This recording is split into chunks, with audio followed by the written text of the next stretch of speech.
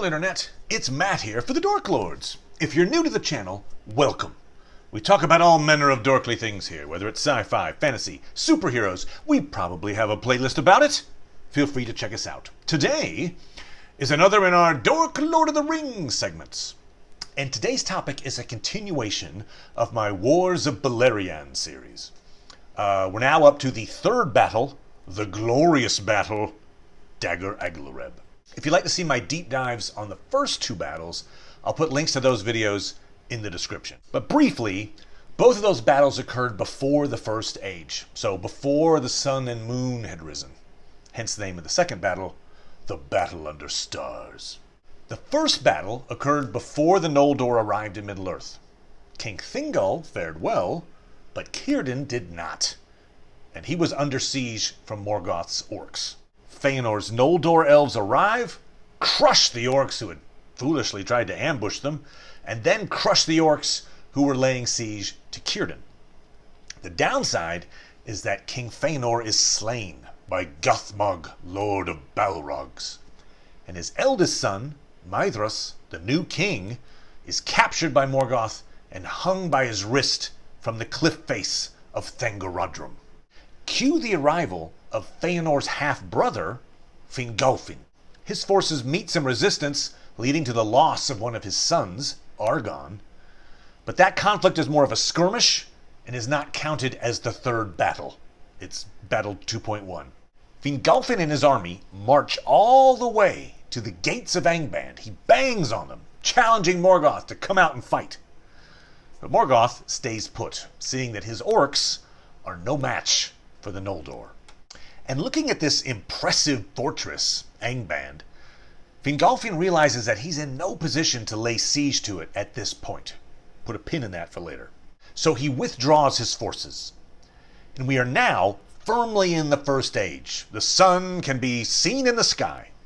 60 years are going to pass before the glorious battle is fought. And I just want to point out a couple of major events that occur during that time frame that shape the battle to come. The first major event is the Rescue of Maedrus. I discussed this in more detail in my Maedrus video, but he is rescued by his good friend Fingon, who is Fingolfin's oldest son. His rescue comes at the cost of his right hand. It was the only way to free him from his chains. Now this sets up an interesting political issue. Maedrus is still the High King of the Noldor. His uncle, Fingolfin, is now on the scene with a bunch of followers, and they all rightly have a grudge against the sons of Feanor. Feanor and his sons abandoned these folks when they secretly sailed away, then burned the ships so that the ships couldn't be sent back for Fingolfin's people.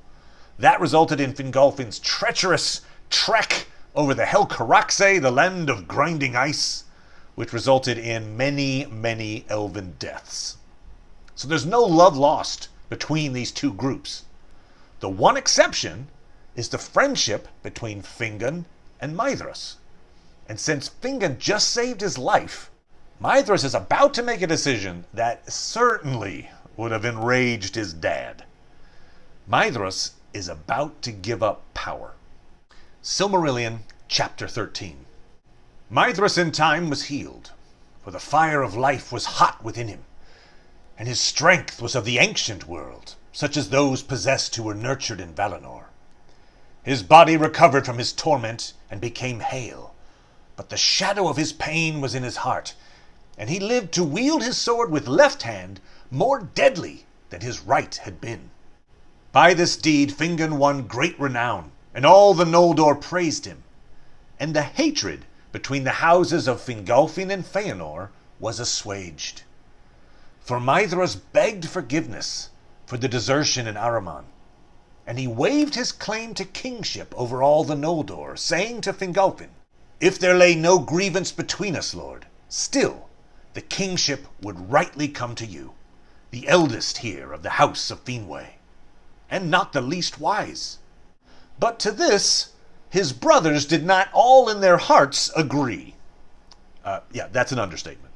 His brothers did not all in their hearts agree. In a very magnanimous gesture, Maedrus passes the right of kingship from his family to Fingolfin's. Justifiably so. And it does do a lot to mend fences with Fingolfin's followers. And as it happens, Fingolfin is a great leader. It's a smart move to make him king.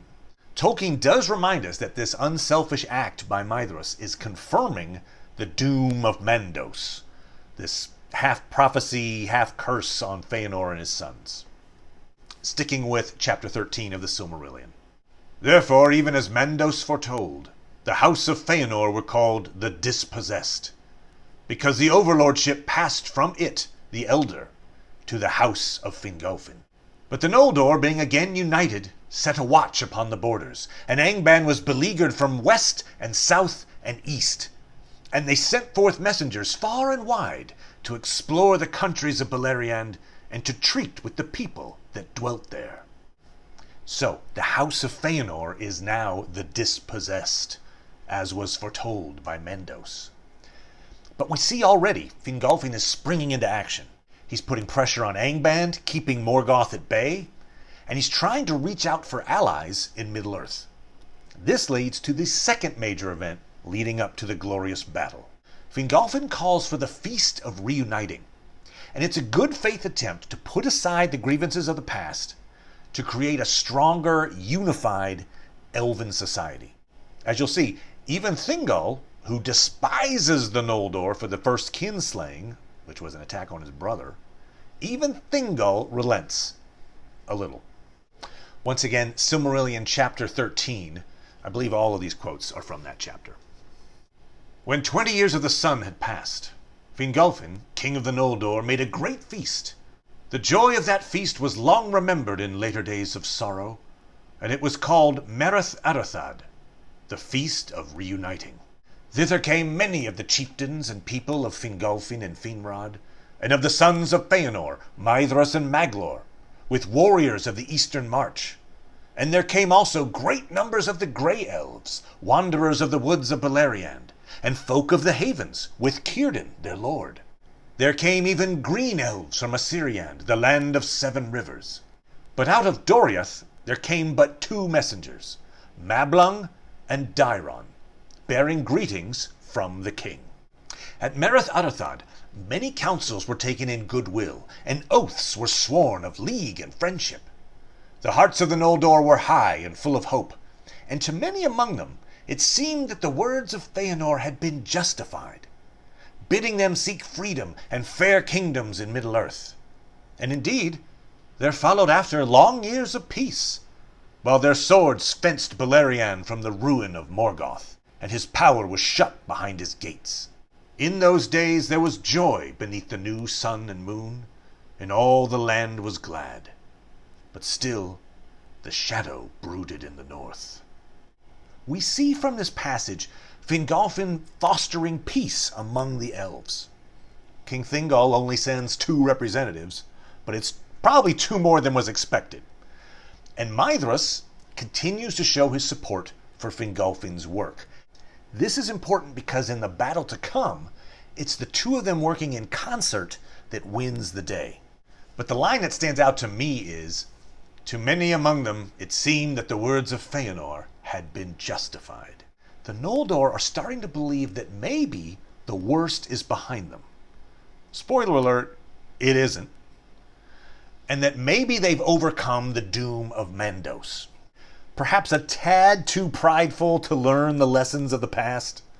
But this is the heyday of the Noldor in Middle-earth in the First Age. They're feeling good about their choices. The Feast of Reuniting occurs in the year 20 of the First Age, and it's another 40 years before the glorious battle. And just like the first battle and the second battle, it's Morgoth who is the aggressor, initiating the conflict in this third battle that goes horribly wrong for the bad guys. Now Morgoth, believing the report of his spies that the lords of the Noldor were wandering abroad with little thought of war, made trial of the strength and watchfulness of his enemies. Once more, with little warning, his might was stirred, and suddenly there were earthquakes in the north, and fire came from fissures in the earth, and the iron mountains vomited flame, and orcs poured forth across the plain of Ardgallen. Thence they thrust down the pass of Sirion in the west, and in the east they burst through the land of Maglor, in the gap between the hills of Maedrus and the outliers of the Blue Mountains. But Fingolfin and Maedrus were not sleeping. And while others sought out the scattered bands of orcs that strayed in Beleriand and did great evil, they came upon the main host from either side as it was assaulting Dorthonion. And they defeated the servants of Morgoth, and pursuing them across Ardgallen, destroyed them utterly, to the least and last, within sight of Angband's gates. That was the third great battle of the Wars of Beleriand, and it was named Dagor Aglareb, the Glorious Battle. Morgoth got some bad intel. I'd hate to be one of those spies who told him that the Noldor had little thought of war. Morgoth starts the attack with earthquakes and volcanoes, and his forces have a similar tactic to what they did in the first battle. In the first battle of the Wars of Beleriand, Morgoth's army tried to envelop Thingol's realm of Doriath. Half the army went to the east of Doriath, half to the west. Since then, the Noldor have established a realm between Doriath and Morgoth in Angband, and that's the realm of Dorthonion, ruled by Galadriel's brothers, Angrod and Aegnor. Remember, Galadriel's the daughter of Finarfin, the other brother in the Feanor versus Fingolfin feud. Finarfin is Fingolfin's younger brother, and he stayed behind in the west when the Noldor headed to Middle-earth. But his sons, Angrod and Aegnor, now control this key realm of Dorthonion, which is directly south of Angband, separated by this plain of Ardgallen. Similar to Morgoth's attack on Doriath in the first battle, his forces now try to envelop Dorthonion, part of the army encircling from the east and part from the west. But Fingolfin and Maedrus surprise Morgoth's army with a coordinated pincer move. Fingolfin hitting from the west and Maedrus from the east. They chase the orcs back across the plain of Ardgallen and wipe them out within sight of Angband's gates. And this is it. This is the pinnacle of Noldor's success in the First Age. Yes, the eventual War of Wrath ends with a more convincing victory for the good guys, but that's not a Noldor victory. That's won by a host from the west. This is where success seemed probable to the Noldor. They hadn't captured Morgoth, and they hadn't gotten the Silmarils yet, but they had trapped him. And it seemed that they had outsmarted the Valar. Doom of Mandos? Bah! We're doing just fine, thanks. And for 400 years, they lay siege to Morgoth in Angband.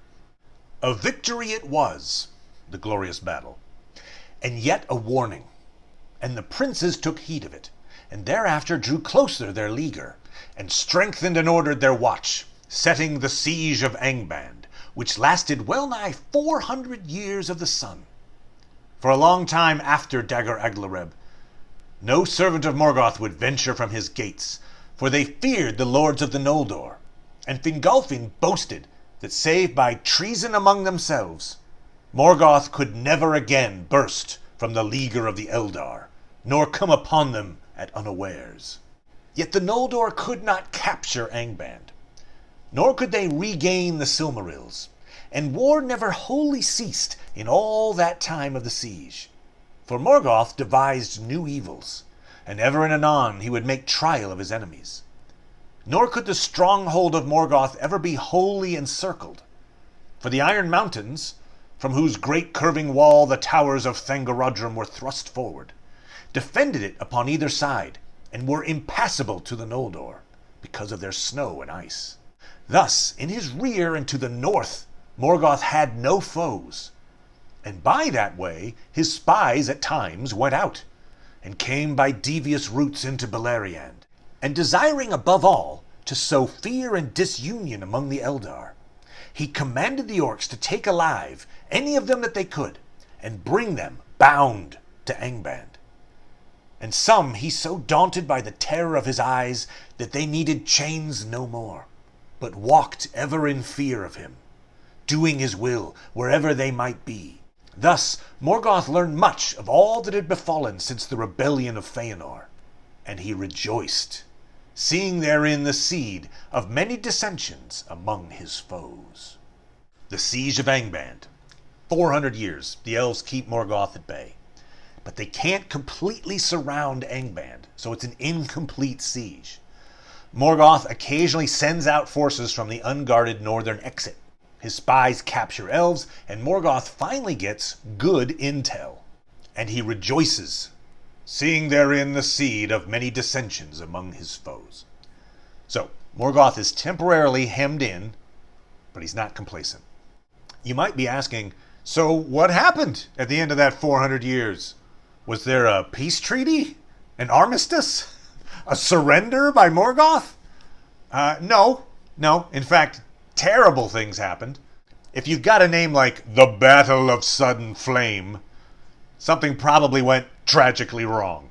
That's the fourth battle in the Wars of Beleriand, and I'll be covering that in the next video. But I thought I'd mention two minor, or not so minor, battles that occurred during this 400-year siege that didn't quite make it into the top tier list of named battles. Much like what I called Battle 2.1 in my last video, the skirmish that took the life of Fingolfin's son Argon. Battle 3.1 occurs 100 years after the siege has been in place, and it's pivotal because it marks the start of a new strategy for Morgoth. When nearly 100 years had run since the Dagor Aglareb, Morgoth endeavored to take Fingolfin at unawares, for he knew of the vigilance of Maedrus. And he sent forth an army into the White North, and they turned west and again south and came down the coast by the route that Fingolfin followed from the grinding ice. Thus they would enter into the realm of Hithlum from the west. But they were espied in time, and Fingon fell upon them among the hills, and most of the orcs were driven into the sea.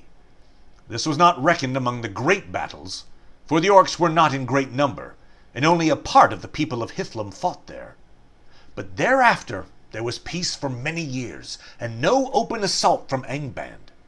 For Morgoth perceived now that the orcs, unaided, were no match for the Noldor, and he sought in his heart for new counsel. I like that Morgoth is convinced that Fingolfin is less vigilant than Maedrus. Maybe he's still not getting good intel. But that last line is very important for the balance of power in the First Age.